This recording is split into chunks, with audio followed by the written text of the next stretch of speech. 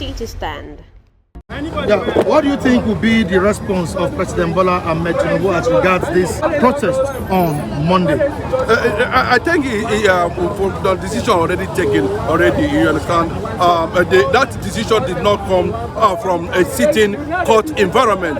That decision comes from the chambers of the judge, and I don't know how they intend to balance that. But I understand very clearly that it was the police that actually instigated, not government themselves directly, as we speculated. It was the police that actually instigated, and he can know that it's another way of trying to direct a certain attack on Sowore, considering the fact that Sowore is already having a controversial campaign against the police hierarchy and those who felt that they have not been able, some police officers who felt defranchised over what they're supposed to get at the end of the day. But as it stands now, in my own thinking, if that judgment, that court order was not pronounced in a sitting court environment, how would you justify that it is what should be respected according to the Constitution of Nigeria?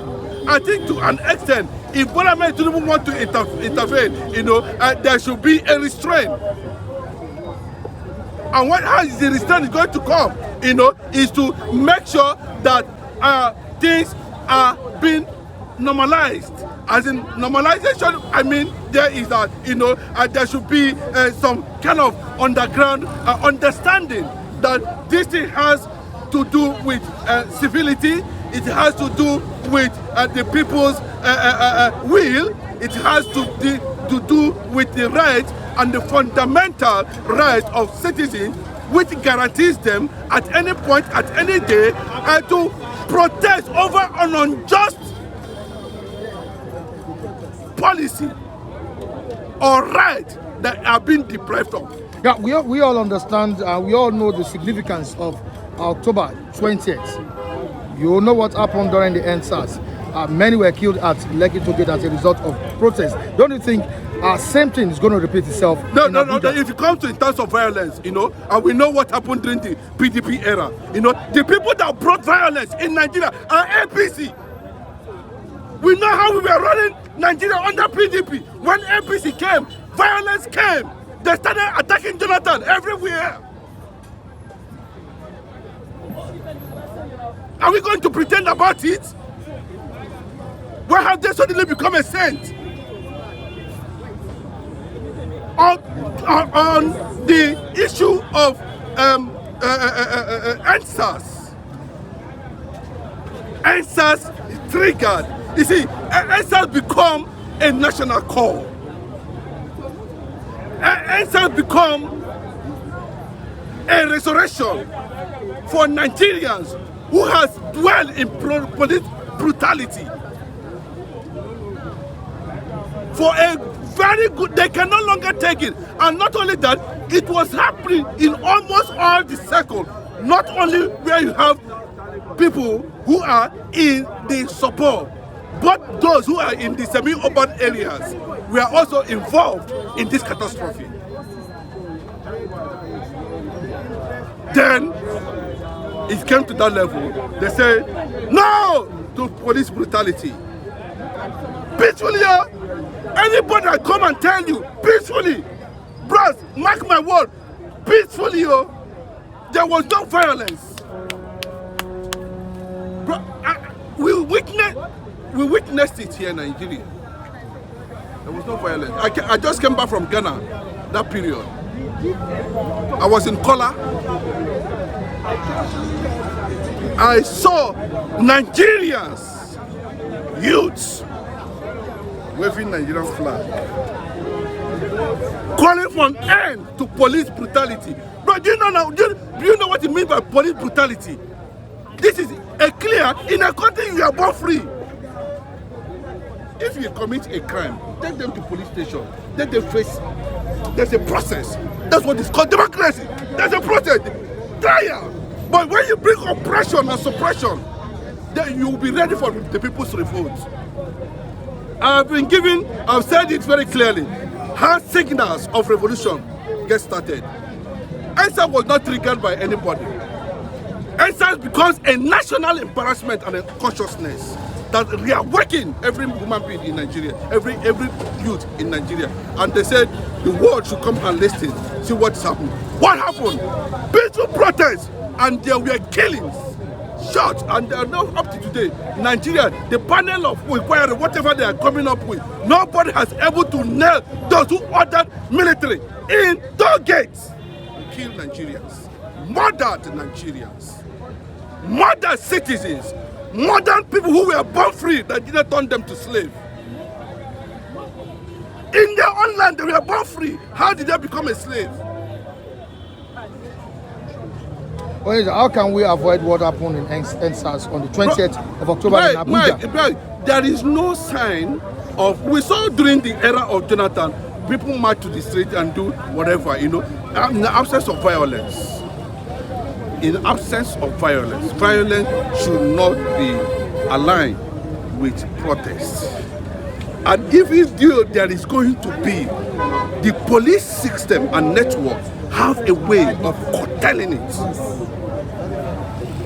Mike, this is AI era. This is era where people have access. You see, the awareness, I say it without any reservation. Let me give you an instance. What happened recently when Reno Omokri invited, see, bro, he tells you, he gives you an insight how government have been run in Nigeria. He went there, whether he collected money from federal government or not, and arranged and invited somebody. He felt that he's going there, when he comes to Nigeria, he's going to go against Mike Arnold and Masad Boulos. You know Boulos now, Donald Trump's in-law. But let us look at Mike Arnold. When he came, they paid for his flight, paid for everything. This man, feeling that, okay, I'm coming there to sit down and I'm going to tell you that Christians are not being killed in Nigeria. There's nothing like genocide. They're all liars. Donald Mockery was prepared for that. But the white man came. And remember, he said that Mike Arnold is a representative, a diplomatic representative of a U.S. Senator, Ted Cruz. I'm telling you, is he not working freely now? Would he be arrested? Can federal government under for the arrest or police pick him up? Donald Mockery. And when the man came, he stood there. He said, "You are a liar, Donald Mockery. You lied. I do not know Ted Cruz. I've never met Ted Cruz. I only met Ted Cruz once over 10 years ago. I am not Ted Cruz representative." Donald Mockery was sitting down there. And I'm here as an independent researcher to tell the truth and nothing but the truth.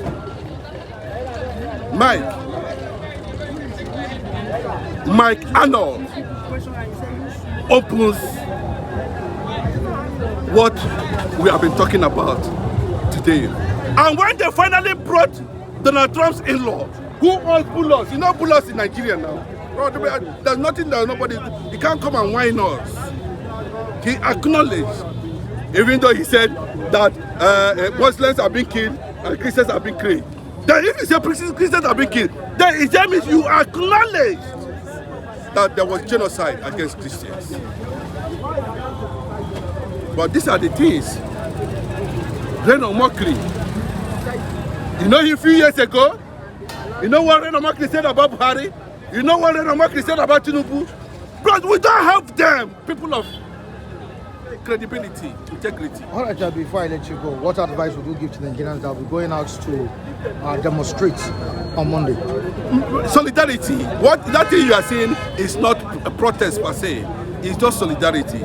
You just walk on the street, get the government attention to the plight of Nnamdi Kanu's health, that he should be treated. He should be allowed to have access to medical care. And if a court of competent jurisdiction have granted him bail, it then means there's another law that's holding Nnamdi Kanu, not the one that we are seeing with our two naked eyes. Yeah, that's in the constitution. There's another thing. And unfortunately, they should also know that everything that's happening in Nigeria, now the world is documenting it.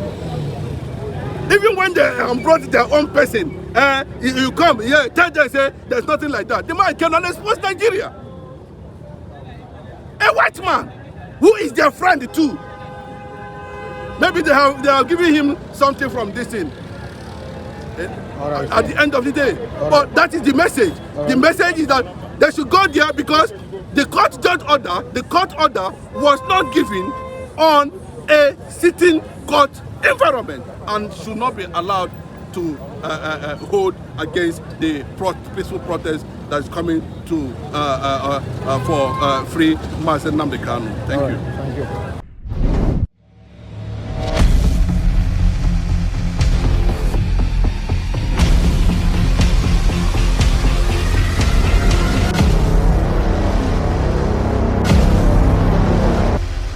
City Stand.